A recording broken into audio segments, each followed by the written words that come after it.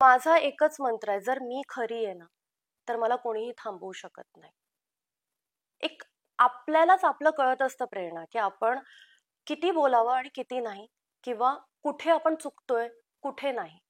जर आपल्याला ती गोष्ट माहितीये, तर गरजच नाही घाबरायची, किंवा की अरे बापरे, हे केल्यावर माझ्यासोबत काहीतरी निगेटिव्ह घडेल. हिचे आई वडील बापरे, म्हणजे हिला घेऊन जातात, बापरे काय सुरू आहे, यांच्याकडे काय पैशांची काय एवढी कमतरता आहे की पोरीला नाचवतायत वगैरे, असं मी खूप ऐकलंय. की आधी मी कथ्थक डान्सर होते, अभी कुछ तो अच्छा और नया करना है, बेटर करूयात. मग मी मॉडेलिंग मध्ये आले, मग मी ऍक्टिंग मध्ये आले, मग मी आता प्रोडक्शन माझं ओपन केलंय. त्यावेळेला माझी हेल्थ कंडिशन खूपच खराब होती, मेंटली फिजिकली. त्यात मी फारच खचले गेले होते आणि इतका चांगला शो मला सोडावा लागला त्या कारणाने.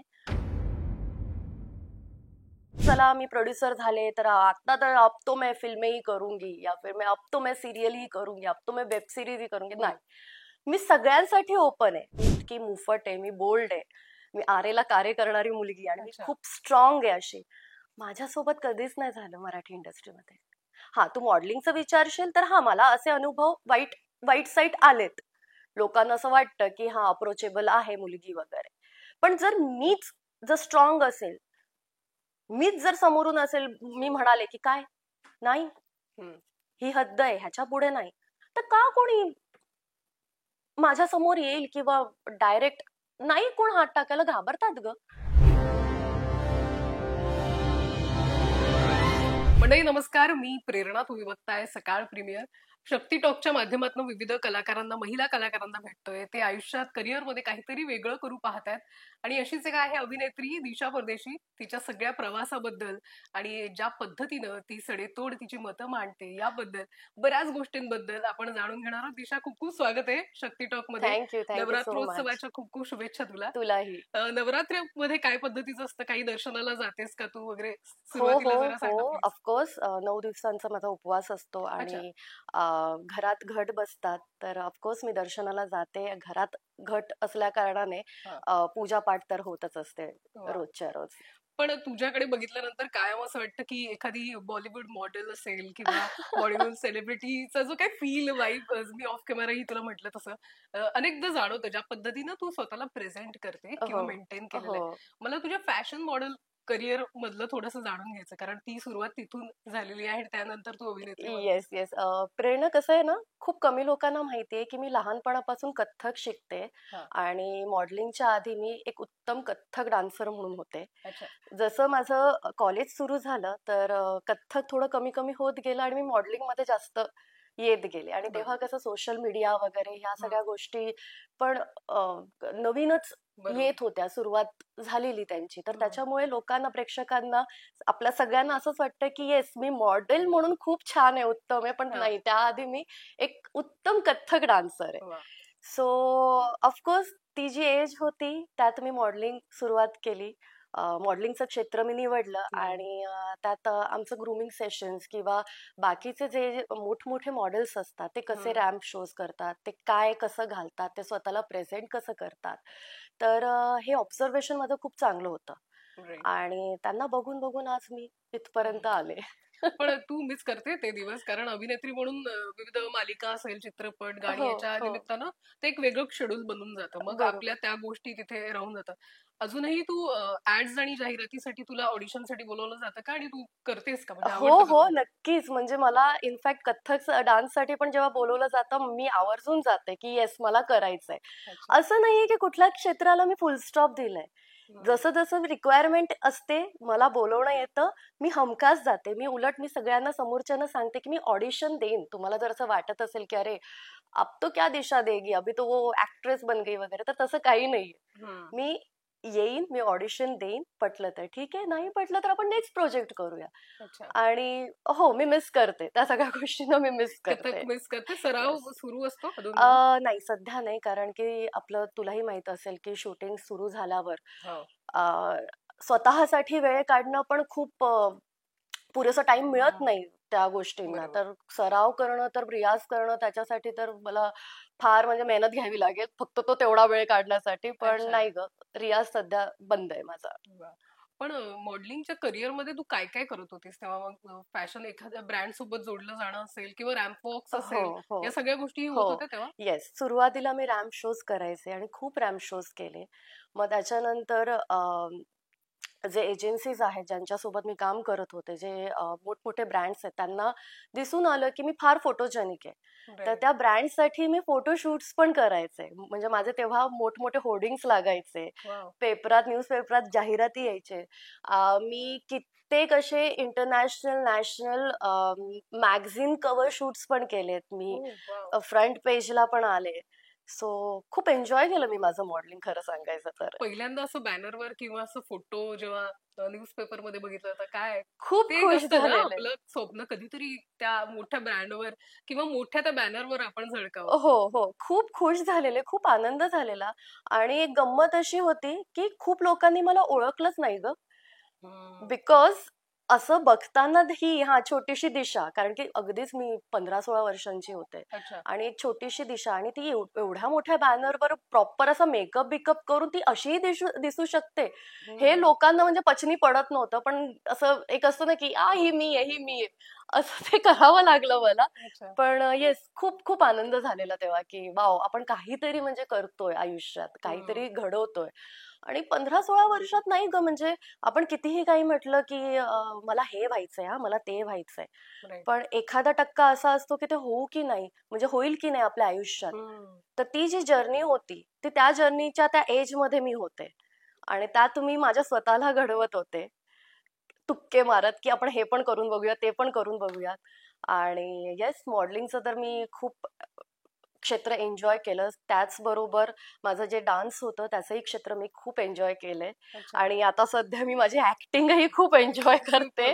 पण घरात कुणाला अशी आवड होती का? तू कशी आलीस या क्षेत्रामध्ये? तुला कुठून इन्स्पायर झाली? काय वाटलं होतं? काय बघितलं होतंस येस. जेणेकरून? घरातल्यांचं तू विचारशील ना, तर या क्षेत्रामध्ये, कला क्षेत्रांमध्ये आई बाबा कोणीच नाहीये. माझे बाबा बीएमसी मध्ये ऑफिसर आहेत, आई एनएमएमसी मध्ये ऑफिसर आहे. ते दोघेही आता रिटायर्ड झालेत.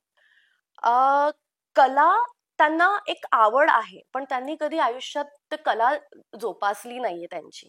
सो त्यांचं एकच म्हणणं होतं, की तुला आयुष्यात जे करायचंय दिशा, ते तू करू शकते, आम्ही तुझ्या सोबत आहोत. त्यांनी कुठल्याच गोष्टींसाठी मला थांबवलं नाही ग. आणि कदाचित हीच एक गोष्ट असेल, की आज मी ज्या स्तरावर आहे ते माझ्या आई बाबांमुळे आहे आणि त्यांच्या सपोर्टमुळे आहे. तर एक ते महत्वाची गोष्ट आहे, की जे काही मी करते तर त्यात मी एकटी नसते, तर माझा खूप मोठा बॅकअप असतो, तो म्हणजे आई बाबा.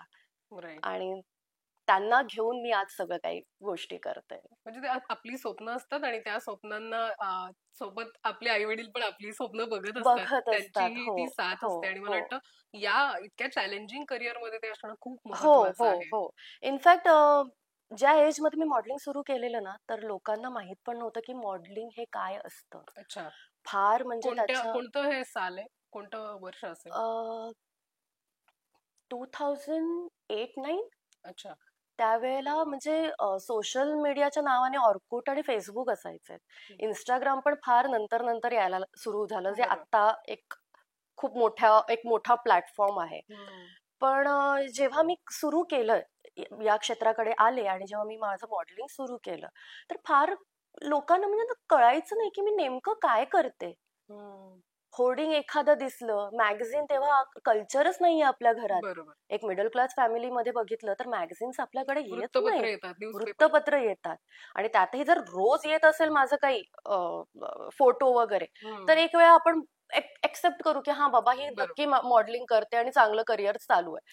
पण माझं कसं इंटरनॅशनली पण मी काम करायचे, एजन्सीसाठी काम करायचे, मी रॅम्प शोज करायचे. तर एक ते मिडल क्लास फॅमिलीज जिथून आपण बिलॉंग करतो, त्यांना माहीतच नसायचं, की नेमकं मी नक्की काय करते. आणि ते माहित असायचं फक्त माझ्या आई बाबांना. अच्छा. तर त्यामुळे तेव्हा मी खूप ट्रोलही झाले. पण आई बाबांची सोबत होती, त्यांनी सपोर्ट केलं आणि त्यांचं असं म्हणणं होतं, की माझी मुलगी आहे आणि आम्हाला माहिती ती काय करते काय नाही. सो तिचं जरी वाईट जरी झालं तर ते रिस्पॉन्सिबिलिटी आमची आहे, बाकी कोणाची नाही. तर त्यांचा एक खूप मोठा सपोर्ट होता आणि तिथून मी ग्रो करत आले. पण या क्षेत्रामध्ये येत असताना कायमच महिला जेव्हा आपल्या या एंटरटेनमेंट क्षेत्रात मॉडेलिंग असेल किंवा ऍक्ट्रेस बनायचं असेल तर खूप समाज जे आहे ना खूप बऱ्याच गोष्टी बोलल्या जातात म्हणजे नातेवाईक पासून सगळे सुरू होतात त्या गोष्टींना. ज्यांना या क्षेत्रात यायचंय त्यांना तुला काय सांगावं असं वाटतं दिशा, कारण तू तो सगळ्या वेगवेगळ्या फेजेस बघितल्या मॉडेलिंग पासून ते ऍक्ट्रेस बनतानाच्या. बरोबर. मी जेव्हा मी डान्सर होते, कथ्थक डान्स करायचे आणि मी शोज करायचे आणि मी आई बाबांना घेऊन खूप बाहेरचे म्हणजे आउट ऑफ मुंबई सिटी जाऊन मी माझे परफॉर्मन्स माझे दौरे करायचे. तेव्हा ही चुळबुळ होती की अरे बापरे एवढ्या लांब जाऊन काय गरज आहे काही करायची वगैरे. कसं आहे माहितीये का, मी जर थिएटर करत असते नाटकात असते तर नाटकांचे पण दौरे असतात तर त्याच्याकडे बघण्याचा दृष्टिकोन फार वेगळा असतो की अच्छा बरं थिएटर करते नाटक करते. पण इथे म्हणजे कसं की क्लासिकल डान्स पण आता प्रॉब्लेम असा आहे की लोकांना जास्त माहित नाहीये ते तेव्हा म्हणजे माहित नव्हतं आता त्याची जाणीव आहे पण तेव्हा माहित नसायचं की क्लासिकल कथ्थक भरतनाट्यम त्यांना असं नाचते एक असं असायचं. तर हिचे आई वडील बापरे म्हणजे हिला घेऊन जातात बापरे काय सुरू आहे यांच्याकडे काय पैशांची काय एवढी कमतरता आहे की पोरीला नाचवतायत वगैरे असं मी खूप ऐकलंय. आणि तेव्हा फार लहान होते ग अगदी 10-12 वर्षांची असतानाच ते दृश्य आहे. आणि तेव्हा एकदा आईने मला ना बसवून समजवलं की बघ दिशा मी आज नवी मुंबई महानगरपालिकेत काम करते. मी माझं घर सोडून मी इतक्या चांगल्या कॉर्पोरेशन मध्ये काम करून सुद्धा लोकांची बोलणी मला ऐकू येतात पण मी त्याकडे लक्ष देऊ का, कारण की मला माहिती मी काही चुकीचं करत नाहीये. तुझे बाबा माझ्या सपोर्टला आहेत आणि आपण एक फॅमिली आहोत. बाहेरचे फॅमिली आहेत का ते बघायला येतात की तुझी लाईफस्टाईल काय, तू कधी उठते, तू किती रियाज करतेस किंवा तुझे जे कथ्थकचे क्लासेसचे पैसे ते भरायला येत आहेत का, आपण कसं स्ट्रगल करतो हे आपल्यालाच माहिती आहे आणि आपल्याला इन फ्युचर काय करायचंय हे आपल्यालाच माहिती. म्हणून हे असे खूप बोलणारे येतील. त्यांनी मला सोडलेलं नाहीये कारण की माझी आई जॉब करत होती तर ती सकाळी 8 वाजल्यापासून जे घर सोडायची तर तेव्हा त्याच्यानंतर ती डायरेक्ट संध्याकाळी 8 वाजता 9 वाजता पाऊस खूप असल्या कारणाने तिला कधी कधी 10ही वाजायचे. तर त्याच्यातही एक ऐकू यायचं तिला की बापरे या बाईचं तर घरात लक्षच नाहीये. तर तेव्हा तिने खूप चांगलं समजवलं की तू काहीही कर, तू व्यवस्थित उत्तम घर जरी सांभाळलंस ना तरीही तुला काही ना काही ऐकू येणारच आहे की तिच्याकडनं हे होत नाही, काय करते घरात बसून काय माहित, तिच्याकडनं झाडू मारली जात नाही किंवा ती कपडे नीट प्रेस करत नाही, इस्त्री करत नाही, काही ना काही ग प्रेरणा काहीतरी ऐकू येणारच आहे. सो अशा लोकांना तू अवॉइड कर, नको बघूस या लोकांकडे. आणि खरंच तो मंत्र मी माझ्या आयुष्यात आणला. वेळ वेळ लागला या गोष्टींना एक्सेप्ट करायला कारण की एंड ऑफ द डे मी पण ह्युमन आहे, मलाही त्या गोष्टींचा त्रास होतो. जर मी चुकीची नाहीये तरीही लोक का बोलतात असंही मला वाटायचं, खूप वाईट वाटायचं. पण आता मी बिंदास्त आहे, आता मी कोणाला घाबरत नाही. जर मी चुकीची नाही तर मी का घाबरू, असं आहे माझं. मला वाटतं बिंदास्त बेबाक असणं आपल्याला आतून खूप ऊर्जा देतं पण अनेकदा हा ऍटिट्यूड किंवा या पद्धतीनं आपण प्रेझेंट होतो तेही अनेकांना खटकतं की अरे खूप जास्त बिनधास्तपणे बोलते आणि या सगळ्या गोष्टी. ते तुला आता सध्याच्या काळात जाणवत आहे का, कारण तू एक मालिका आता करत होती मोठ्या वाहिनीवर आणि त्याच्यातून तुला काढता पाय घ्यावा लागला तुझ्या हेल्थच्या अनफॉर्च्युनेटली. पण त्यानंतर तू काही मुलाखती दिल्या आणि त्याच्यातही बिनधास्तपणे तुला काय गोष्टींचा त्रास होत होता ते सांगितलं, पण त्याच्यानंतर तुला ते जाणवलं की आता आपल्याला काम मिळू शकणार नाहीये. हे एक डोक्यात असतं की त्यामुळे अनेक अभिनेत्री किंवा अनेक कलाकार समोर येऊन बोलत नाही, पुढची कामं पण मिळवणं आणि करिअर असतंच आपलं. तुला त्या क्षणी वाटलं होतं की आपण हे बोलावं की बोलू नये?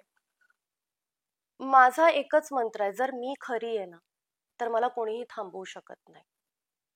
एक आपल्यालाच आपलं कळत असतं प्रेरणा की आपण किती बोलावं आणि किती नाही किंवा कुठे आपण चुकतोय कुठे नाही.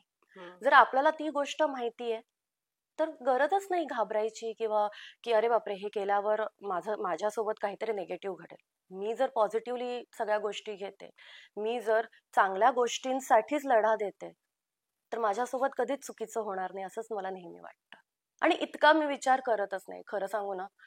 कधीच करत नाही की माझ्यासोबत अरे अच्छा म्हणजे हे केल्यावर हे होईल, किंवा मी असं बोलले तर असं होणारच नाही माझ्यासोबत. नाहीचा पाडा माझ्या आयुष्यात फार कमी आहे. मी नेगेटिव्ह गोष्टी खूप कमी विचार करते. आणि मी एक ना खूप आयुष्यात एक गोष्ट ना खूप नोटीस केली आहे. जेव्हा जी गोष्ट आपण विचार करतो ना की नाही का ही गोष्ट आय थिंक ती नाही होणार, त्यावेळेला ती नाही होत. पण 4 वर्षांनी ती गोष्ट आपल्या डोक्यात असो या नसो, ती गोष्ट आपण घेऊन चाललोय, आयुष्य जगतोय, किंवा ते नाही आपल्या हातात आता ती गोष्ट, पण ती गोष्ट होतेच होते, ती पॉझिटिव्हली घडतेच घडते. सो माझा एकच मंत्र आहे की आयुष्यात पॉझिटिव्ह राहावं. आजूबाजूचा काय करतोय, कोण माझ्यासोबत कसं वागतंय, मला त्याच्याशीही घेणं देणं नाही. आता मी ऍज अ ह्युमन किंवा ऍज अ कलाकार म्हणून मी माझं परफेक्ट किती गोष्टी करू शकते, मी माझ्या स्वतःला दिवसेंदिवस बेटर व्हर्जन मध्ये कसं कन्वर्ट करू शकते, माझं फक्त त्याचकडे लक्ष असतं. आणि माझ्यासोबत गोष्टी आता पॉझिटिव्हली घडत आहेत. नाही, पण हाच पॉझिटिव्ह अप्रोच घेऊन तू मला वाटतं पुढे जात राहावं आणि त्याने तुला त्याची मदत होईल काय, कारण ज्या पद्धतीने आत्ताची सिच्युएशन फेस तू हँडल केला. तुला युटीआय तो आजार झाला आणि ज्या दरम्यान शूट तुमचं सुरू होतं, मला वाटतं वाईला तुम्ही ते शूट करत होता. आता हेल्थ कशी आहे, तू स्वतःला व्यवस्थित इम्प्रूव्ह केलं? खूप उत्तम हेल्थ आहे आणि पुढची जी वाटचाल आहे त्यासाठीही मी सज्ज झालेले आहे आता. आणि हा म्हणजे त्यावेळेला माझी हेल्थ कंडिशन खूपच खराब होती, मेंटली फिजिकली. त्यात मी फारच खचले गेले होते आणि इतका चांगला शो मला सोडावा लागला त्या कारणाने. असो, पॉझिटिव्ह पण गोष्टी झाल्यात, नेगेटिव्ह गोष्टी पण झाल्यात, पण मी तुला सांगितलं की आय एम ऑलवेज पॉझिटिव्ह. आणि पुढे अजून मी बेटर कसं मी माझ्या स्वतःला प्रूव्ह करून दाखवेल याकडे माझं जास्त लक्ष असतं आणि तेच करते मी आता. आणि तू फार असे सिनेमे असे नाही केलेस, पण तू आता निर्मितीत उतरली. असं होतं ना की खूप करिअर केलं, खूप कामं केली आणि त्याच्यानंतर निर्मितीकडे कुठेतरी वळतात. तू आता निर्मिती क्षेत्रात आलीयस, खूप इंटरेस्टिंग वाटतंय मला हे ऐकून. येस, मला खूप प्राऊड फील होतंय प्रेरणा हे सांगायला की येस, मी प्रोड्युसरही झालेले. असं नाहीये की मी माझा ऍक्टिंग आता साईडला ठेवलंय आणि मी प्रोडक्शन मध्ये आले, मी प्रोड्युसर झाले, तसंही नाहीये. माझ्या सगळ्या गोष्टी सुरू आहेत. मी तुला सांगितलं ना, मी कथ्थक डान्सही उत्तम करू शकते, मी मॉडेलिंगही आता खूप उत्तम करू शकते, मी ऍक्टिंगही करू शकते, आणि आता मी प्रोड्युसर म्हणून आले आणि मला ते प्रोडक्शनही माझं सक्सेसफुल करून दाखवायचंय. येस, जेव्हा मी माझं सिरियल सोडून आले आणि जेव्हा मी माझ्या स्वतःवर काम करत होते, तेव्हा ना तू बघशील ना माझं आयुष्य प्रेरणा असंच आहे की आधी मी कथ्थक डान्सर होते, अभी कुछ तो अच्छा और नया करना है, बेटर करूयात. मग मी मॉडेलिंग मध्ये आले, मग मी ऍक्टिंग मध्ये आले, मग मी आता प्रोडक्शन माझं ओपन केलंय. तर प्रत्येक वेळेला ना मी अशी कुठे स्टक झाले नाहीये किंवा मी आता स्टॉप कधीच घेतलेला नाही. आणि आय बिलीव्ह की तो स्टॉप मी कधीच घेणार नाही. प्रत्येक वेळेला नवीन नवीन मला एक्सप्लोर करायला आवडतं, मला रिस्क घ्यायला आवडतं. माझ्यामध्ये तेवढी ताकद आहे, हिंमत आहे. मी कधीच कोणाला घाबरत नाही या अशा गोष्टींमध्ये. आणि एकच मंत्र की मी माझ्या स्वतःवर खूप प्रेम करते, मला माझ्यावर विश्वास आहे, मी खूप पॉझिटिव्ह आहे, माझे आई बाबा माझ्या सोबत आहेत, माझ्यासोबत नेहमीच चांगलं होईल. आणि प्रोडक्शन वाईज पण मी एक छोटीशी बेबी स्टेप घेतलेली आहे की मिनी सिरीज, जे आता नवीनच एक वर्टिकल सिरीज फॉर्म एक आलाय मार्केटमध्ये. आणि असं नाही की चला मी प्रोड्युसर झाले तर आता तर अब तो मैं फिल्में ही करूंगी, या फिर मैं अब तो मैं सिरियल ही करूंगी, अब तो मैं वेब सिरीज ही करूंगी. नाही, मी सगळ्यांसाठी ओपन आहे. पण कसं असतं की एक बेबी स्टेप घेतलेले ते बरे पडतात ग. प्रोडक्शन माझं नवीनच आहे, काही गोष्टी मला माहित आहे, काही गोष्टी शिकण्यापासून आहे. सो मला असं वाटलं की हळूहळू स्टेप्स घेऊया आणि छान करूया. आणि अगेन तेच की मला माझ्या स्वतःला बेटर व्हर्जन मध्ये बघायला खूप आवडेल आणि प्रेक्षकांनाही दाखवायला मला खूप आवडेल. त्या वेने मी, त्या दृष्टिकोनातनं मी काम करते आणि प्रोड्युसर झाले. पण या सगळ्या वर्षांमध्ये तू काही गाण्यांमध्येही दिसली आम्हाला, काही गाणी केलीस, काही चित्रपट केलीस, मालिका केलीस. या सगळ्यातला अनुभव कसा होता? तू अनेक चांगले वाईट अनुभव येतात, पण तुला ओव्हरऑल इंडस्ट्रीमध्ये एक ऍक्ट्रेस म्हणून वावरत असताना काय जाणवलं? कसं आहे माहितीये का, आपला दृष्टिकोन कसा आहे त्या वेने, त्या दृष्टिकोनातनं आपल्याला इंडस्ट्री नेहमी दिसत असते. जर मी जर वाईटच विचार केला की नाही काय म्हणजे काय इंडस्ट्री आहे ती, किती बापरे किती पॉलिटिक्स असतात किंवा किती म्हणजे काय म्हणतात पुरुष स्त्री किती म्हणजे समानताच नाहीये या गोष्टींमध्ये या इंडस्ट्रीमध्ये, आणि जे की आहे पण अगेन तेच की आपला दृष्टिकोन थोडा आपण चेंज केला की ओके सगळं चांगलं आहे, बेटर आहे, माझ्यासोबत वाईट काही घडणार नाही. आणि जर वाईट घडत असेल तर तिथेच त्या वाईटाला सामोरं जायला मी सक्षम आहे, हा कॉन्फिडन्स असणं प्रत्येक बाईमध्ये, ते मला असं वाटतं की ते खूप उत्तम आहे. ही एक गोष्ट. राईट. ऑफकोर्स नवीन नवीन जेव्हा मुली येतात घाबरलेल्या असतात, इंडस्ट्री तसंही म्हणजे आय डोंट नो का वाईट आहे मला माहित नाही, कारण की बरेच गोष्टी माझ्यासोबत ऐकलेल्या असतात. म्हणजे इव्हन बॉलिवूडमध्ये एक मी टू मुवमेंट आणि ते सुरू झालं, ज्याच्यामुळे ऑडिशन्स, कास्टिंग या सगळ्या गोष्टींचं जे चित्र आहे, काही चांगलीही करणारी आहेत, ते एक चित्र एक बदललेलं आहे. अर्थात ते मराठीतही होत असेल, पण मराठीत फार जण त्याबद्दल बोलत बोललं जात नाही किंवा ते घडतही नाही मुळात. म्हणजे मराठीत मग मी आजपर्यंत असं बघितलं नाहीये की काही चुकीच्या गोष्टी झाल्यात. अच्छा. कारण की इथे मला असं वाटतं की भरपूर संस्कारी आणि सेन्सिबल लोक आहेत आपल्या मराठी इंडस्ट्रीमध्ये. त्यांना काम कसं करायचं म्हणजे हे कसं माहितीये का, ह्या सगळ्या गोष्टीत ना, या सगळ्या गोष्टी पर्सनल आहेत. आणि जे मी काम करते ते प्रोफेशनली मी काम करते. काम आणि पर्सनल गोष्टींना एकत्र करू नका कधीच. आणि ही मराठी इंडस्ट्री खूप चांगल्या पद्धतीने हाताळते. त्यामुळे आता मी तर तुलाही माहिती मी इतकी मुफट आहे, मी बोल्ड आहे, मी आरेला कार्य करणारी मुलगी आणि मी खूप स्ट्रॉंग आहे अशी. माझ्यासोबत कधीच नाही झालं मराठी इंडस्ट्रीमध्ये.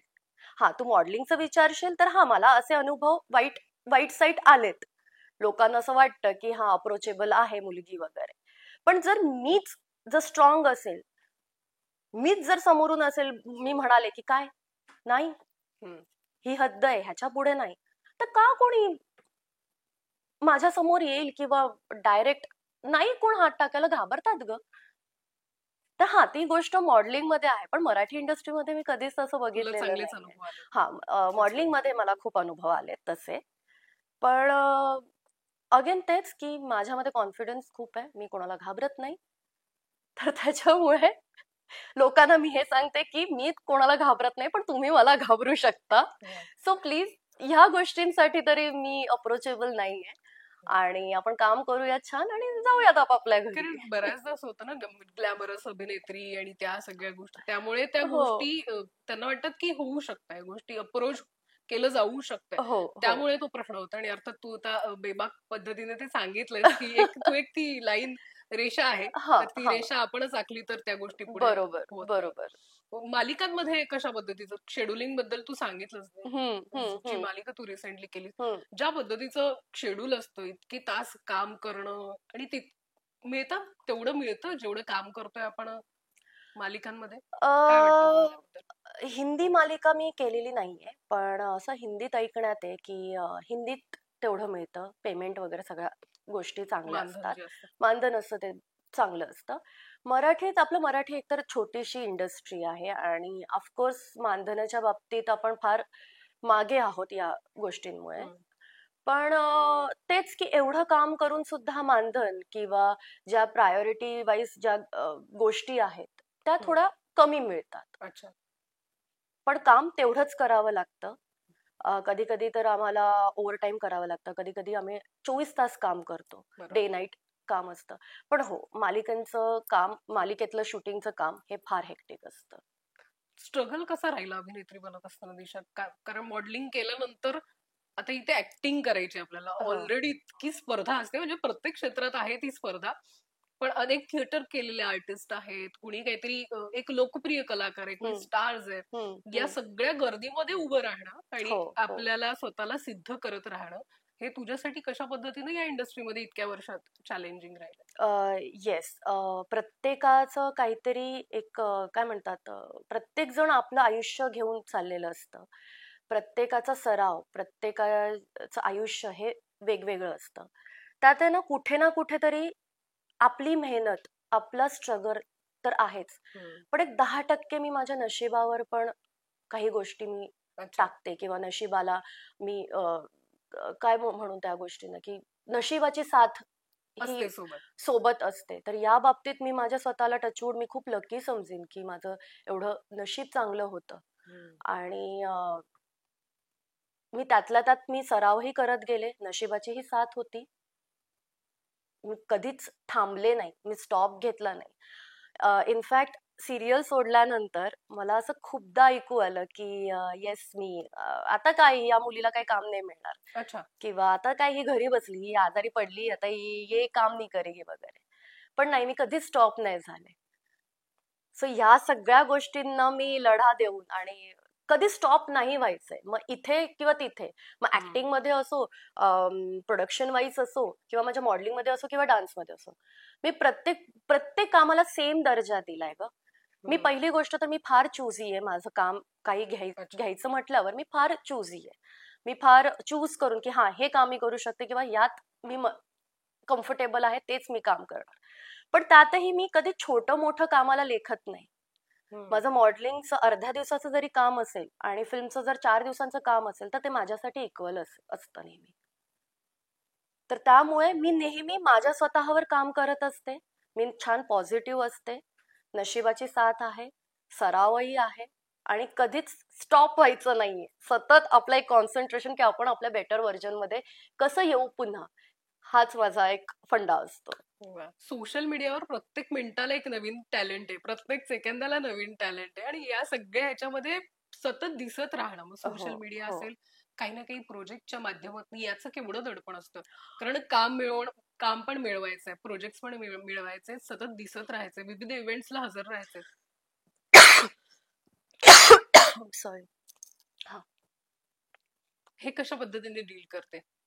कामं मिळतात, पटापट मिळतात, ऑडिशन्स द्यायची आहेत, खूप स्पर्धा आहे, याच्यामध्ये स्वतःला सतत दिसत ठेवणं. अरे बापरे, तो खूप मोठा टास्क आहे ग, खूप मोठा टास्क आहे. आणि सोशल मीडियाच्या बाबतीत मी असं म्हणेन की मी थोडीशी ढ आहे, कारण की आत्ताच्या जनरेशन मध्ये खूप सारे कॉन्टेंट, किंवा ते सतत एक काय म्हणतात, एक धडपड की नाही आपल्याला फॉलोअर्स वाढवायचे, आपल्याला सतत रोज काही ना काही पोस्ट करायची आहे, असं काहीतरी एक असतं आत्ताच्या जनरेशन मध्ये. माझ्यात नाहीये, माझ्यात ती ताकदही नाहीये, किंवा एक म्हणतात ना, ती जी स्ट्रेंथ आहे तीही नाही. पण एक दडपण असतं की अरे बापरे, खूप वेळ झालाय की आपण सोशल मीडियावर काहीच टाकलेलं नाही. मी आत्ता हल्ली बऱ्यापैकी स्टोरीज वगैरे टाकायला लागलीये. पोस्टिंगसाठी मी एवढी काय म्हणजे अशी चपळ नाहीये की हा दर एका दिवसाने किंवा दर 2-2 दिवसांनी मी काही वेगवेगळे, मला तेही बघता येत नाही प्रेरणा, मग काय सांगू. माझ्याकडे टीम आहे, ती फक्त बघते काय होतंय काय नाही, ते समजवण्याचा पण प्रयत्न करतात मला की हा असा अल्गोरिदम असतं आणि हे असे असे फॉलोअर्स कमी होतात. आणि माझं असं असतं की बापरे, एवढा जर अभ्यास केला असता भूगोलाचा तर काही त्यात मी काहीतरी केलं असतं. पण ओके चला ठीक आहे, पण त्यांचा एक पाठिंबा असतोच नेहमी माझ्या टीमचा माझ्या मागे की दिशा, यू हॅव टू डू दिस. तू जर हे आज नाही केलं तर तू खाली पडत जाशील, तुझे फॉलोअर्स कमी होत जातील, आपल्याला फॉलोअर्स वाढवायचे आहेत की नाही. मग ती एक वेगळी एक धडपड की ओके छान आपण फोटोज काढूयात, छान आपण कुठे गेलोय तिथे स्टोरी करूयात. तर ते तसं मी मेंटेन ठेवायचा प्रयत्न करते. पण हा दडपण असतं, खूप दडपण असतं त्याचं मला.